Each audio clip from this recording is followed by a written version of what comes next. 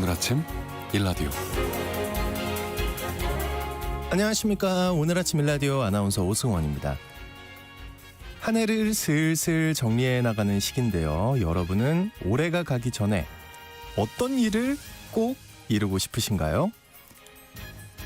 한 지역생활 커뮤니티 플랫폼이 최근 이용자들을 대상으로 설문조사를 진행을 했는데요. 응답자 40%가 꼽은 1위는 운동과 건강관리, 다이어트고요. 2위는 일상 속에서 감사와 사랑을 표현하는 일이라고 합니다. 또 3위는 자격증 취득과 외국어 공부 같은 자기 개발을 완수하는 일로 조사됐다고 합니다. 1, 2, 3위가 생각보다는 아주 소박하고 평범한 일들이죠. 사연들을 보면 하루라도 행복하게 살기, 취미 하나 새롭게 시작하기, 자존감 회복하기, 이런 작은 변화를 다짐하고 약속하는 내용들이 많다고 하는데요. 건강함과 감사함, 또 작은 성취를 이루어가는 일들을 생각한다는 게 참으로 의미 있다는 생각이 듭니다. 하루에 몇 분 운동하기, 물 충분히 마시기, 휴식 잘 취하기, 이런 사소한 건강 목표가 결국 우리의 삶의 질을 결정짓고요. 또 감사한 마음을 갖고 사랑을 표현하는 일은 일상 속에서 작은 행복감을 발견하게 해주는 긍정적인 모습이죠. 이런 평범한 목표들을 등한시하지 않고 잘 실천하는 것이야말로 의미 있는 변화를 만들어줄 거란 생각이 듭니다. 올해가 가기 전에 목표하신 일들 꼭 이루시길 바랍니다. 11월 26일 화요일 오늘 아침 일라디오 출발합니다.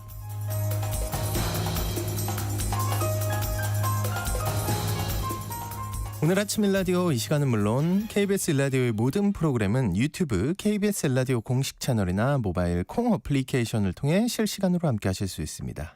화요일입니다. 해외 농업 소식 살펴보고요. 또 텃밭 가이드 시간에는요, 겨울철 작물 저장 방법과 퇴비를 만드는 법에 대해 알아보겠습니다. 텃밭 농사에 대한 궁금증이나 질문 있으시면 지금부터 문자 보내주시죠. 단문 50원, 장문 100원이 드는 유료 문자 샵 9730으로 보내주시기 바랍니다. 유익한 정보와 살아있는 이야기가 있습니다. KBS 오늘 아침 일라디오. 다양한 해외 농업 소식 알아보겠습니다. 외신캐스터 조윤주님 나와주셨습니다. 어서 오십시오. 네, 안녕하세요. 네, 트럼프 2기 행정부가 출범을 하면 농수산물 수입 압박이 있지 않을까, 이런 우려가 있다는 소식 지난주에 전해드렸는데요. 네. 트럼프 충성파로 알려진 인물이 농업부 장관에 지명이 됐다고요. 네, 트럼프 2기 행정부의 특징.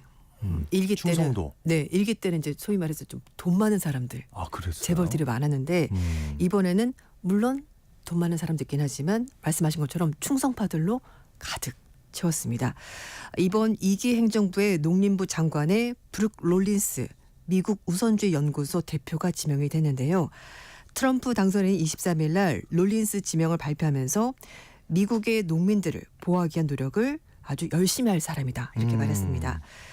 트럼프 당선인 또한 롤린스 지명자가 미국 농부들을 지원하고 미국의 식량 작업을 옹호하면서 특히 농업에 의지하는 미국의 소규모 마을을 복원하는 데 노력을 아끼지 않을 것이다, 이렇게 말했습니다.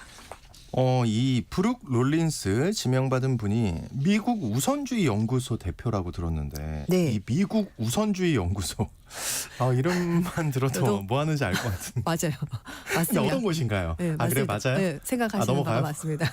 그래도 일단 알려주세요. 네. 롤린스는 일기 행정부 때부터 백악관 국내 정책위 국장 대행을 맡았던 인물이고요. 그 트럼프 일기 행정부가 끝나고 나서 2021년에 말씀하신 미국 우선주의 연구소를 만들었습니다. 일기 행정부가 종료된 이후에 바로 만든 지 얼마 안 됐네요. 네, 그렇습니다. 친 트럼프 싱크탱크, 소위 말해 연구소 맞습니다. 그러니까 트럼프를 위해서 여러 가지 정책들을 만들어내는 그런 연구소인데요. 아마 2기 행정부를 아마 생각했던 것 같습니다. 그러니까 일개 행정부 끝나고 나서 연구소를 만들었다고 하니까요. 그리고 일개 행정부 당시 활동했었던 레리 커틀러 전 국가경제위원회 위원장과 다른 고문들도 여기에 대거 참여를 하고 있고요.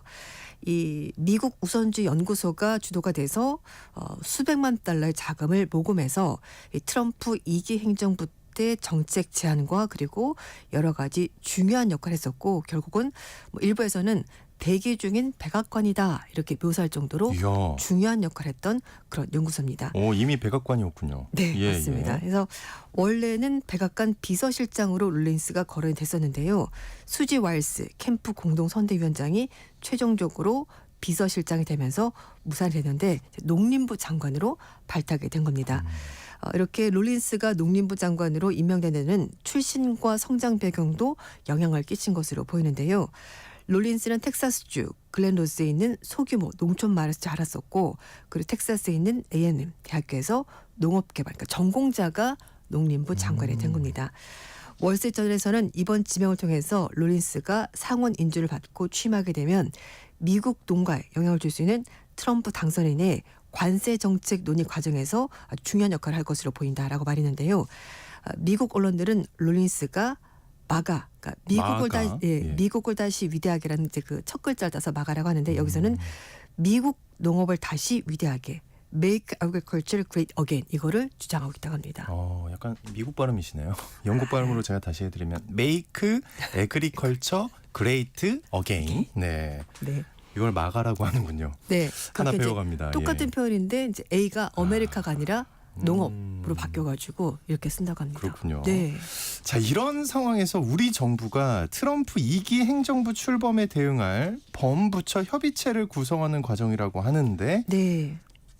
근데 여기에 농림축산식품부가 제외가 됐어요. 그렇습니다. 네, 그래서 농업계의 우려가 커지고 있다고요. 네, 일단 그 지금 현재 미국 장관들 15명 포함해서 백악관 주요 인사가 거의 마무리가 됐습니다. 23일 기준으로. 미국은. 네, 예. 그렇습니다. 그래서 이 트럼프가 강력히 공언했었던 보호무역주의를 주재할 인사들로 다 짜여져 있기 때문에 아마도 앞으로 대미 수출 품목에 대해서 고율의 관세 그리고 환경 규제 등 여러 가지 비관세 장벽까지 같이 적용될 것으로 보이는데요. 우리나라 기획재정부가 이런 미국의 무역 환경 변화에 대비해서 27일 날 산업 경쟁력 강화 관계 장관회의를 열기로 결정을 했는데 이제 줄여서 상경장이라고 하는데 여기에 네. 경제 산업정책 관계부처 협의체가 구성이 되는 건데 기획재정부 비롯해서 산업통상자원부 금융위원회 등 이런 부서가 참여를 하게 되고요. 그래서 2기 행정부에 따른 여러 가지 업종별 영향을 점검하고 대책을 논의한다고 합니다. 특히 뭐 반도체, 자동차, 석유화학 등이 우선으로 다뤄지게 될 것 같은데 이제 문제는 말씀하신 것처럼 이걸 이제 정례화까지 한다고 하는데 여기에 농식품부가 참여하지 않는 것으로 파악이 됐습니다. 농업 분야를 향한 미국의 공세에 제대로 막 대응할 수 없다라는 우려까지 나오고 있는데 당연히 나오죠. 네. 예. 일단 트럼프의 주요 공약이 말씀드린 반도체, 뭐 배터리 이런 거기 때문에 거기에 좀 더 집중할 것으로 보입니다. 하지만 미국 입장에서는 우리나라가 이제 주요 무역 적자국이기 때문에 어떻게 해서든지 여러 가지 압박을 가할 것으로 보이고 무역 수지 적자를 개선하기 위해서 우리나라 측에 미국산 농산물 수입을 늘리도록 요구할 수 있다는 것이 시장의 지배적인 시각인데요. 일각에서는 미국이 한미 FTA 개정에 나설 수 있다라는 전망까지 나오고 있습니다. 실제로 2018년에 미국 1기 트럼프 1기 행정부 때 소금을 비롯해서 축산물 수입을 확대하라는 내용의 FTA 개정을 요구한 바가 있습니다. 일단 농식품부 관계자는 농업계 전문가 등 민간과 지속적으로 회의하고 의견을 수렴하면서 트럼프 2기 행정부에 준비하도록 하겠다라고 말했습니다. 네, 알겠습니다. 자, 다음 소식 살펴보겠습니다. 우리나라와 일본의 농촌 지역이 이 저출생 고령화 같은 공통적인 문제점을 가지고 있잖아요. 그렇죠, 맞습니다. 근데 일본 농협이 이런 문제를 해결하기 위해서 먹거리와 농업을 중심으로 한 협동조합을 추진한다고요? 네, 그렇습니다. 일본 농협이 먹거리와 농업을 중심으로 지역에 뿌리내린 협동조합을 구로 내걸고 사업 전반에 돌파구를 찾고 있다고 합니다. 일본 농협 제2그룹이 10월 달에 개최한 제30회 이 제2 전국 대회에서 먹거리와 농업을 중심으로 지역에 뿌리내린 협동조합의 정체성을 설정을 하고 지속 가능한 농업 실현과 풍요로운 지역 공동체 구축을 목표로 사업을 지금 추진하고 있습니다. 일본의 국립사회보장 인구문제연구소에 따르면 일본 인구는 2056년에 1억 명 이하로 감소할 것으로 보이는데요. 지금은 1억 명이 넘지만 이게 1억 명 이하로 떨어진다는 겁니다. 2056년. 네, 아, 얼마 안 그래도 남았- 시간이 많이 있네. 네. 저는 많이 보여요. 시간이 많아 보입니다. 예. 특히 인구 감소는 지방부터 빠르게 진행이 되고 있고 이건 우리나라도 마찬가지입니다. 그래서 지방 소멸과 함께 지역 생활, 서비스 기반 약화 등 여러 가지 문제가 나오고 있는데 그래서 이 지방 인구 감소 때문에 2018년부터 조합원 수가 점점 줄어들고 있다고 합니다. 현재 추세가 계속 진행이 된다면은 일본 농협도 조직과 사업 기반 자체가 약화될 가능성이 있다고 합니다. 그래서 이 어떻게 한대요? 구체적으로 어떤 예. 방법이 있대요? 그래서 일단 예. 이런 위기를 타개할 방안으로 식료 농업 전략 그리고 생활지역 활성화 전략, 조직 경영 기반 강화 전략, 홍보 전략 이렇게 5가지를 제시를 하고 있습니다. 일단 식료 농업 전략은 지역 농업 활성화와 친환경 농업 촉진을 통해서 조합원들의 이제 소득을 증대하고 안정적인 농산물 공급에 기하는 것이 목표라고 하는데요. 일단 농촌에 사람이 없잖아요. 네. 그렇죠. 그래서 신규 농민 유입과 사업 승계 지원 그게 그리고 될까요, 근데? 그러니까 이게 좀 쉽지 않을 것 같아요. 네. 스마트 농업을 통한 생산비 절감과 국산 농축산물 유통의 효율화 이런 것들을 추진한다고 합니다.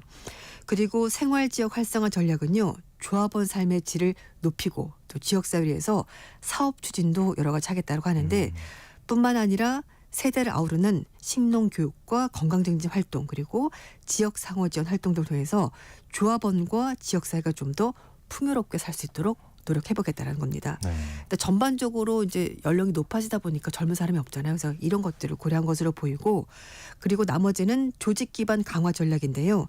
조합원과 농협의 소통을 강화하고 조합원들이 직접 사업 운영에 참가할 수 있도록 체제를 만들어서 차세대 조합원을 육성하는 것이 골자라고 합니다. 특히 여성, 청년 조합원의 사업 참여를 적극적으로 독려해서 다양한 의견을 반영하고 조직의 통합성과 지속 가능성을 높인다라는 계획을 세워두고 있고요. 여기에다가 경영 기반 강화 전략으로 디지털 기술을 활용한 효율적인 경영체제를 구축해서 경영성의 투명성을 높이겠다 이렇게 하고 있습니다. 전반적으로 일단 어쨌든 농업 지역으로 사람들이 많이 들어오고 그리고 농촌에 들어와서 좀 소위 잘 먹고 잘 살 수 있도록 소득을 증대하도록 일본 농협도 노력을 하겠다는 것이 골자입니다. 근데 이렇게 보면은 일본이랑 우리나라랑 좀 상황이 비슷하잖아요. 그렇죠. 인구 구성도 비슷하고. 예.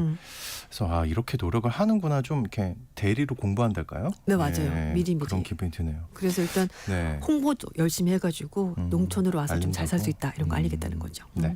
자, 세계 최대 올리브 생산국인 스페인. 이 스페인의 작황이 좋아서 내년 1월부터 올리브유 가격이 내려갈 것 같다고요. 네, 맞습니다. 좋은 소식이네요. 그렇습니다.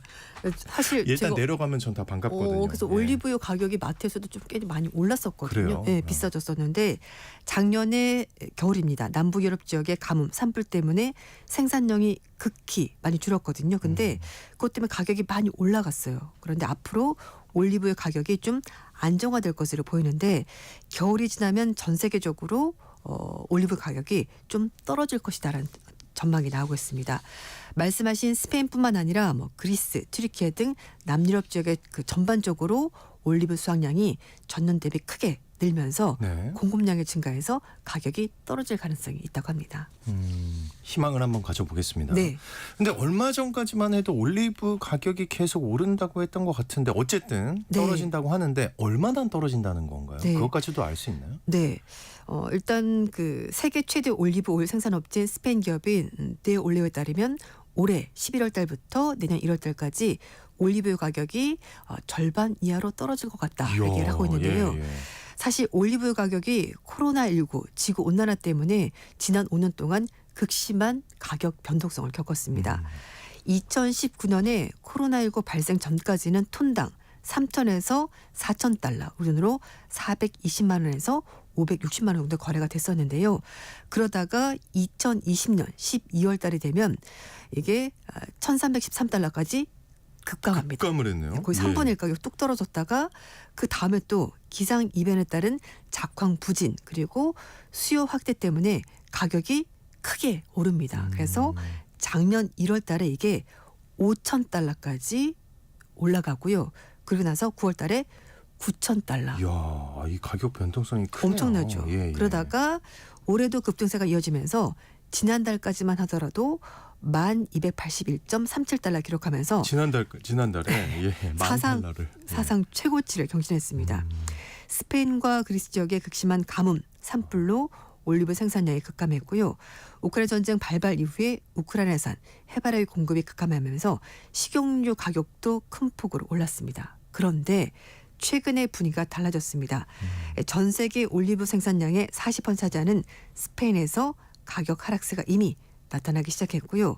농산물 시장 조사 업체인 엑스파나에 따르면 스페인 안달루시아산 엑스트라 버진 올리브 오일 가격이 킬로그램당 6유로로 떨어지면서 20% 이상 떨어지면서 그 다음으로 더 떨어질 가능성이 있다고 하니까 사실 일부에서는 올리브 좀 사다 되는 것 아니냐라고 생각하셨을 텐데 마치 코인 같은데 얘기 듣다 보니까 올리브 코인 같은. 예. 그래서 지금은 그럴 필요가 없을 것 같고요. 다만 나라마다 상황이 다르기 때문에 올리브 가격의 하락폭과 하락 시가 좀 달라질 수 있다고 합니다. 앞에 말씀드렸던 그 스페인 업체 관계자는 지난 2년간 치솟았던 올리브 가격이 때문에 소비가 눈에 띄게 줄어들었고 그리고 또 반대로 생산량이 증가하기 때문에 대부분 나라에서는 가격이 떨어지고 있다 이렇게 설명하고 있습니다. 이거 보면 생각나시는 농산물 없습니까? 네. 배추 가격. 배추. 그쵸? 예. 엄청 요즘 올랐다가 예. 엄청 빠졌다. 요즘 또 쫙 빠졌다 네, 그러는데. 그래서 전 이거 보면서 배추랑 약간 비슷한 것 같다는 생각했는데요. 어쨌든 각국의 재고 수준 그리고 식용유 중에서 올리브유가 차지하는 비중 그리고 소비량에 따라서 가격 하락폭과 속도가 좀 나라마다 다르게 나타날 수 있다고 네, 합니다. 알겠습니다. 자, 그리고 중국 얘긴데요. 중국의 작년 유기농 제품 매출액이 최초로 1,000억 위안을 돌파를 했다고요.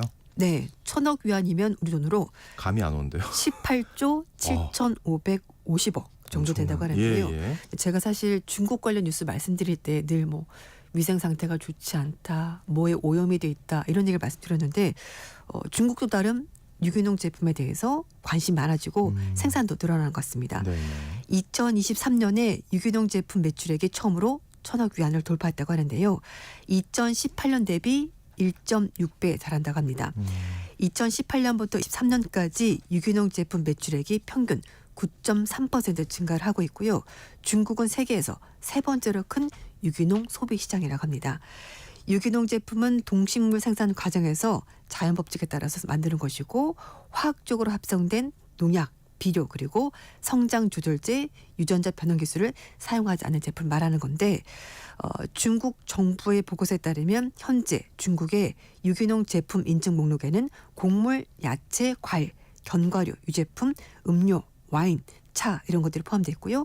가축, 가금류, 수산물 그리고 식품류, 천연섬유, 패브릭 완제품, 사료 이런 것들이 포함돼서 총 1,257종의 제품이 있다고 합니다. 네. 다양한 해외 농업 소식 잘 들었습니다. 지금까지 조윤주 외신캐스터와 함께했습니다. 오늘 말씀 고맙습니다. 네, 감사합니다.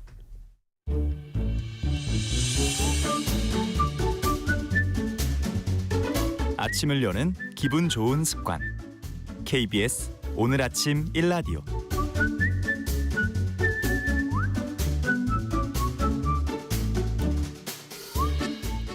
도시 농부들의 텃밭 가이드 수원 시야도서관의 박영재 관장님과 함께합니다. 어서 오십시오, 관장님. 네, 안녕하세요. 네. 자, 여러분 오늘 텃밭과 관련해서 궁금한 점이 있으시면 단문 50원, 장문 100원이 드는 유료 문자 샵 9730으로 지금 바로 문자 보내주시기 바랍니다. 자세하게 답변을 드릴게요. 올 때 비 많이 오죠? 네, 비가 많이 오네요. 갑자기 또 겨울 밤에는 또 눈으로 바뀐다고 하니까. 아, 그래요? 네. 아, 이러면 안 되는데.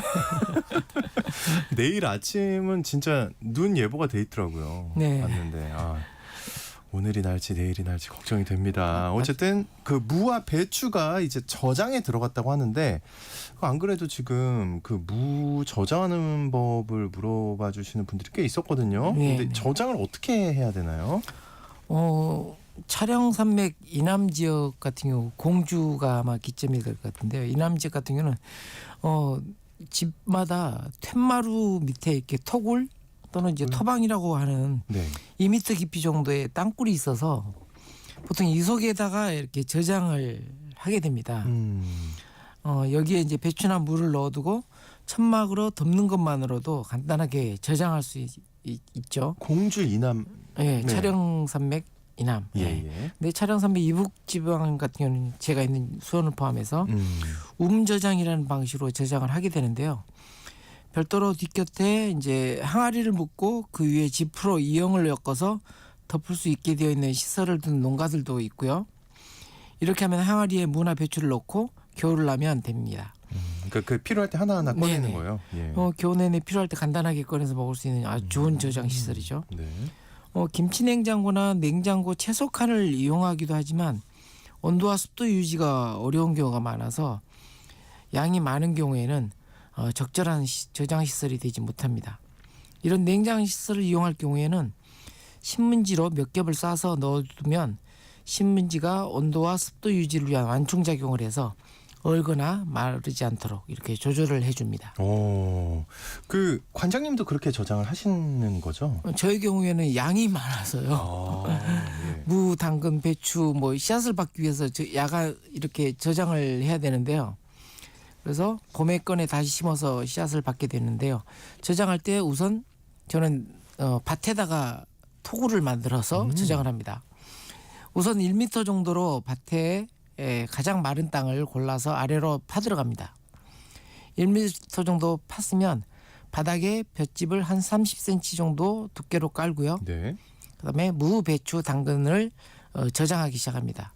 이때는 모든 작물들을 거꾸로 예. 거꾸로 이렇게 세워서 저장합니다. 싹이 나지 않도록 하고 또 위에서 덮은 보온재가 잎 사이로 들어가지 않도록 하기 위해서인데요. 이렇게 한 뒤에 위에서 다시 보온재로 왕겨나 볏짚을 덮어줍니다. 이렇게 하면 지상 표면과 비슷한 높이로 되겠죠. 이 정도 되면. 네네. 그러면 이제 그 위에다가 구덩이를 팔 때 나온 흙을 덮어줍니다. 그래서 봉분 모양이 이렇게 되게 하죠. 무덤처럼. 예. 그 위에 비닐이나 천막을 덮어서 안으로 눈이나 비가 이렇게 수분이 스며들지 못하게 합니다. 그리고 이제 이런 봉분 주변에는 좀 고랑을 잘 만들어 주어서 물이 저장 공간으로 스며들지 못하게 합니다. 이렇게 하면 겨울 동안 얼지도 않고요, 마르지도 않고 저장이 잘 이루어집니다. 근데 말씀만 들어도 네, 그렇게 저장하면 정말 싱싱하게 유지는 될 것 같은데 어떤가요? 네 맞습니다. 네. 필요할 때마다 이제 꺼내 쓸 수도 있고요. 예. 근데 이제 단지 아쉬운 점은 이제 볏짚이나 왕겨가 보온재이다 보니까 땅 속을 파고 들어가는 쥐들이 있어요. 그 정도를 파고 들어가요. 네. 그래서 가끔은 쥐들이 겨우내 물을 갉아먹고 심지어는 새끼 쳐서 나간 흔적까지 볼 때도 있습니다. 그래서 간간히 좀 돌아보시면서 그런 굴들이 생기지 않았는지 점검하는 것도 필요하고요. 저 같은 경우는 고양이를 기르고 있으니까 고양이들이 주로 움직이는 동선에다가 묻을 생각입니다. 네, 고양이가 잘 막아주겠군요. 네. 예. 어쨌든 좀 묻어두고 자주 들여다봐야 될 것 같은데, 그리고 요즘 이 퇴비를 묻는 분들이 많아요. 네. 또 이제 한번 소개해 주실 때가 된 것 같습니다. 네. 퇴비. 예. 텃밭을 정리하다 보면 다양한 부산물들이 남게 됩니다. 우리 질문 중에서 이일사님이 네네. 농사가 처음인데 고추대 처리법은 어떻게 해야 하나요? 이렇게 물어보셨어요. 그러니까 퇴비로 활용하고 싶은데 어떻게 해야 할지 묻는 분들이 이제 많으신 거죠. 더불어서 또 집 주변에 아파트 같은 경우는 또 아파트 안에 나무에서 떨어진 낙엽들이 많이 나오는 것도 퇴비 재료로 활용하기 위해서 자루에 담아 이렇게 저장되어 있습니다. 그런 것들을 이제 밭으로 옮기는 시기이기도 합니다. 일단 부산물 같은 경우는요, 그 지역 민원센터나 농업 또는 이제 산림과 관련된 민원센터에 전화를 하시면 파쇄기를 이렇게 실어옵니다. 요즘에 기계를 갖다 준다고요? 네, 기계를 이제 오. 가져와서 예, 예. 이렇게 파쇄를 한 다음에 다시 가져가는 식으로 해서 이렇게 출장 서비스를 해주거든요. 지자체 민원실에다 이렇게 문의하면 되고요. 소각을 하시면 절대 안 되기 때문에 예, 예. 산불 아, 예방 소각은- 차원에서도 네. 이런 서비스를 하는 것 같아요. 네, 제발 이제 또 다시 다가옵니다. 겨울이. 네. 11월은 또 산불 조심의 강조의 예. 달이거든요. 네. 이런 재료들을 퇴비 재료로 잘 쌓아 놓은 다음에 봄에 퇴비 작업에 들어갑니다. 겨울에는 너무 온도가 떨어져서 저온이다 보니까 발효를 시키는 온도를 적정한 온도를 한 60도 이상의 발효 온도를 못 만들거든요. 그래서 일단은 가을 겨울철에는 이런 재료들을 잘 모아놓는 게 필요하고요. 그리고 이 재료들을 또 구분해 놓을 필요도 있습니다. 예를 들어서 솔잎 낙엽이라든지 우리 갈잎이라고도 하고요. 그렇죠. 은행 낙엽 이런 것들은 침엽수에 해당합니다. 그렇죠. 예. 그리고 그 외에 잎이 넓은 잎들은 화렵수에 해당하는데요. 침엽수는 퇴비화가 되면서 산성 물질이 나옵니다. 그래서 이런 것들은 블루베리나 감자와 같은 작물에 사용하면 좋고요. 그 외 화렵수는 여타 채소 작물에 퇴비를 만들 수가 있습니다. 그래서 퇴비 재료별로 퇴비缸 근처에 모아두었다가 음식물 찌꺼기나 동물 분변과 같은 이제 질소질 재료가 생기면 이제 봄에 이제 퇴비를 만들면 되겠죠. 근데 질소질 재료는 이제 좀 통에 담아둬야 될 것 같고요. 아무래도 저장통에 담아두어서 보관했다가 퇴비를 만들면 되는데요. 이때 낙엽이나 이런 부산물과 같은 딱딱한 재료는 탄소질이고요. 네. 그리고 이런 동물 분변이나 음식물 찌꺼기 같은 경우는 질소질 재료입니다. 그래서 탄소질과 질소질의 적절한 배합 비율은 30대 1로 30대 1. 합니다. 네, 낙엽 30, 음식물 찌꺼기 같은 부산물 1. 네. 이거 지난주에도 말씀을 해주셨는데 그 부산물마다 또 쓰임새 이런 것도 쓰임도 더 알려주세요. 네. 부산물 가운데서 콩깍지와 고구마 줄거리는 액비 재료로 모아두면 좋습니다. 물비료는 특히 이른 봄에 활용할 수 있어서 따로 모아두었다가 물에 담가서 일주일이면 사용할 수 있는 재료가 바로 콩깍지와 고구마 줄거리입니다. 밭에서 나온 부산물 그리고 가정에서 나온 음식물 관련 쓰레기들은 좋은 거름 재료가 됩니다. 미리 모을 수 있는 통들을 이렇게 마련해서 밭에 모아두었다가 활용하시기 바랍니다. 동물성 음식물 쓰레기의 경우에는 좀 발효 기간이 오래 걸리긴 하지만 거름의 성분은 높아서 품질과 생산성을 높이기 위한 좋은 재료가 됩니다. 네. 동물의 털이나 깃털, 생선 내장과 같은 재료는 아미노산 액비라고 해서 질소 성분이 굉장히 높은 재료입니다. 퇴비보다 액비를 만들어서 활용하는데 사용하시면 좋습니다. 네, 액비가 이제 이른 봄부터 활용이 많이 되니까 네. 미리미리 좀 생각을 하고 계시다가 그 시기가 왔을 때 쫙 하고 쓰시면 좋을 것 같아요. 네. 그리고 토종 축제가 열린다고 들었습니다. 어떤 축제인가요?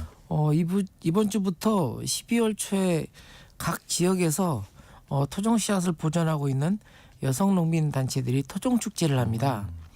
오늘은 논산 여성 농민회에서 논산시 문화회관에서 토종 축제를 하고요.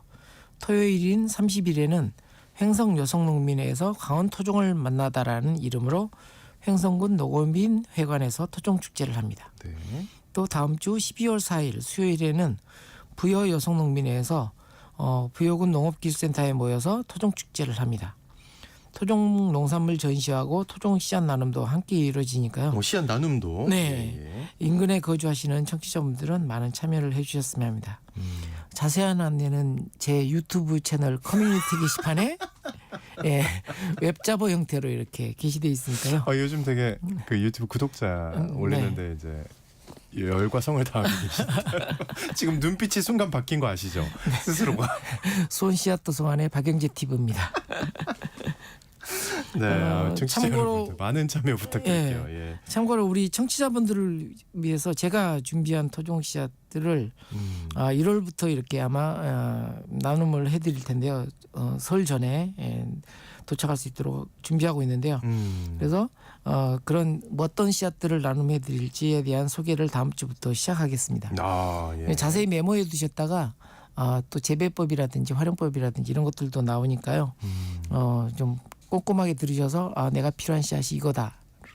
그리고 어떻게 재배해야 되는구나 하는 것들을 꼼꼼하게 메모해 주셨으면 좋겠습니다. 네, 다시 한 번만 말씀드릴게요. 오늘은 논산입니다. 논산 여성농민회에서 이제 토종 축제를 하고 토요일인 30일에는 횡성에서 하고 또 12월 4일 수요일에는 부여에서 축제를 하니까 여러분 많은 참여 부탁드립니다. 자, 이제 청취자분들이 보내주신 사연과 질문 살펴볼게요. 지난주에 답변 못 해드린 것부터 보겠습니다. 9364님, 은행잎을 양파 마늘 보온제로 사용해도 됩니까? 은행잎엔 작물 성장을 억제하는 물질이 있다고 해서 문의드립니다 하고 보내주셨어요. 네. 은행잎에 그런 게 있군요. 네, 이게 뭐 알레로파시라 그래서 타감 물질이 이제 분비되기 때문에 이렇게 성장 억제도 되고 또 달리 또 이제 그 곤충도 이렇게 막는 그런 좋은 효과도 있으니까요. 네네. 근데 이제 일단 그 보온제잖아요. 겨울철 성장기가 아니니까. 아닌 시기에 이렇게 보온제로는 적절하게 활용을 할 수 있고요. 대신에 이제 날이 풀리는 대로 걷어내야 되겠죠. 네, 걷어내서. 근데 혹시 걱정되는 게 이제 덮어놨어요. 네. 근데 겨울에는 성장 안 하니까 괜찮다 그랬잖아요. 네. 근데 그게 예를 들어 그 물질이 막 스며들어 있는 거예요. 네. 상상 속으로. 네. 아까 네. 퇴비에서도 나왔지만 산성 물질을 약간 분비한다 그랬잖아요. 그래서 봄에 다시 이제 웃거름을 할 때는 이 칼슘질이라든지 아니면 재거름이라든지 이런 걸 통해서 토양 개량도 좀 해주면서 웃거름을 주셔야 마늘이 더 잘 성장할 수 있습니다. 아하, 괜찮다 한마디로. 예. 보온제로는 괜찮습니다. 예. 1702님, 텃밭에 거름으로 한약재 찌꺼기를 썩혀서 쓰려고 비닐봉투에 담아 쌓아놓고 있는데 자연스럽게 썩으면 쓰려고 하는데 이거 괜찮은가요? 그거 보내주셨어요. 네, 괜찮습니다. 네. 근데 이제 비닐 봉투에 이렇게 담아두지 마시고요. 퇴비간에서 자연스럽게 이렇게 쌓아놓으시면 오히려 좋을 것 같고요. 대신 비가 스며들지 않도록 이렇게 덮어주면 차라리 좋을 것 위를 같습니다. 덮어라. 네. 예. 한약재 찌꺼기 굉장히 좋아하시잖아요, 관장님. 제 최애 걸음입니다. 그러니까 많이 얘기해 주셨는데 1702님도 도움 많이 받으셨으면 좋겠고요. 2445님 작년에 산딸기를 심었는데 그 앞으로 옆으로 새 길을 내 산딸기 나무가 또 자라는 것 같아요. 이 길이 없어지는 것 같아서 못 자라게 하고 싶은데 이거 어떻게 뽑아야만 하는 건지 어떻게 해야 할까요? 네, 산딸기 종류가 굉장히 많은데요. 산딸기라든지 뭐 복분자 뭐 이런 나무들은 뿌리 쪽에서 이렇게 번식을 하기도 하지만 가지가 이렇게 멀리 가가지고 가지가 땅에 닿는 순간 거기서 새로운 포기가 생겨요. 굉장히 특이하네요. 네, 예. 그래서 마치 무슨 이제 이렇게- 동굴 같은 길을 내는. 네네.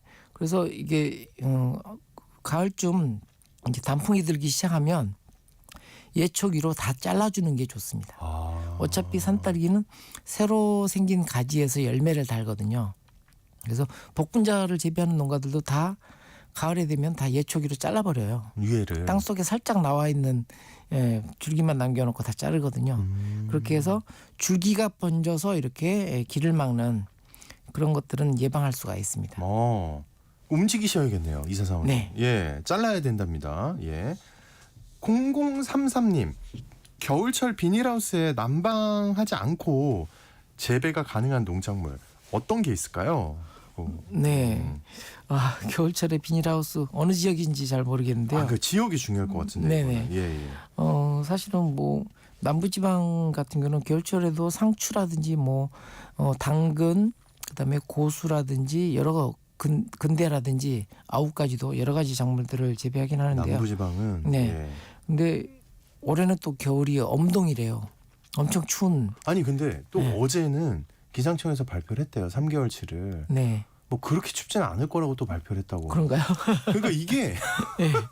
사실은 좀 이런 말씀 드리기 좀 뭐한데 믿으면 안 될 것 같아요. 어떨 것 같다라는 네. 추측만. 네. 그렇군요. 참 어렵습니다. 예. 요즘은 날씨를 예측하는 게. 예. 그래서 재배 기간을 이렇게 추운 지역은 재배 기간을 연장시키는 것까지는 어느 정도 가능하지만 아까 말씀드렸던 상추, 고수, 근대, 아욱, 뭐 쑥갓 뭐 이런 작물들, 당근까지도 이렇게 연장하는 것까지는 가능하지만 이게 지역에 따라서는 꼭 추위가 꼭 오거든요. 그렇죠, 그렇죠. 예, 아무리 그거는 따뜻하다 그렇죠. 그래도 예.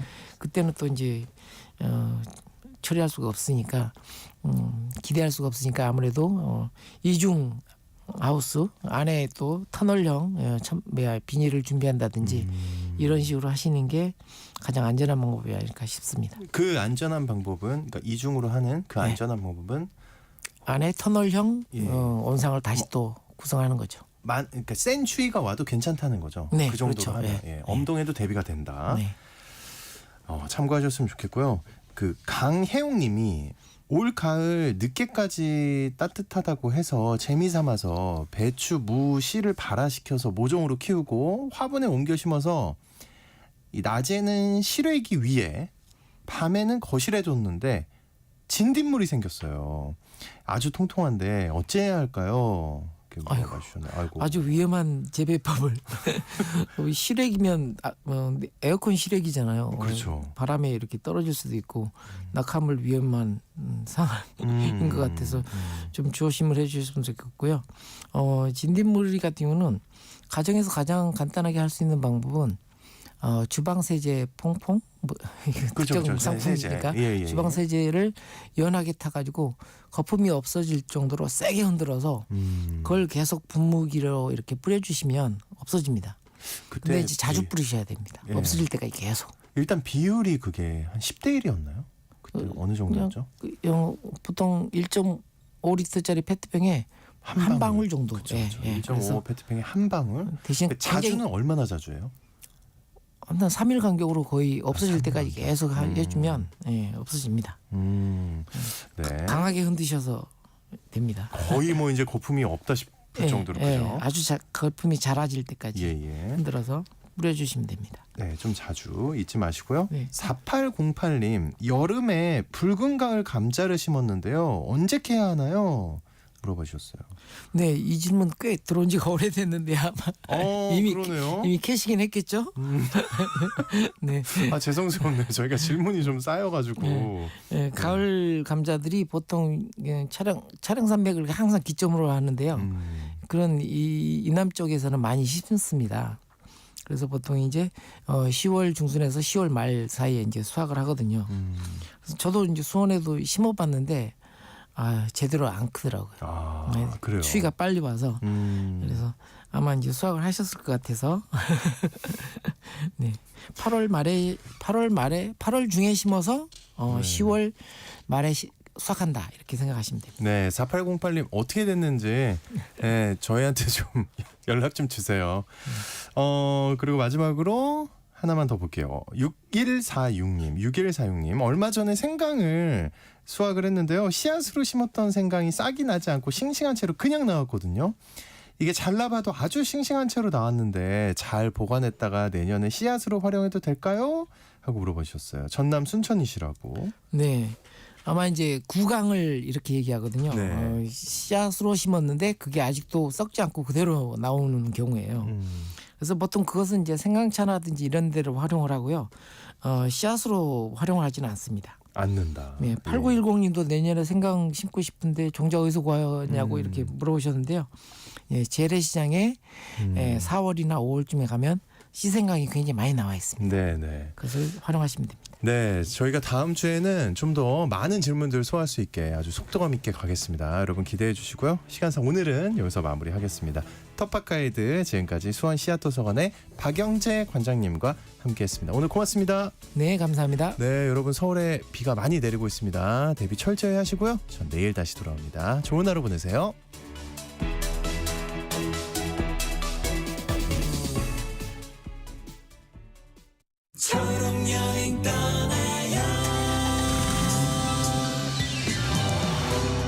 동훈 씨는 운전을 하며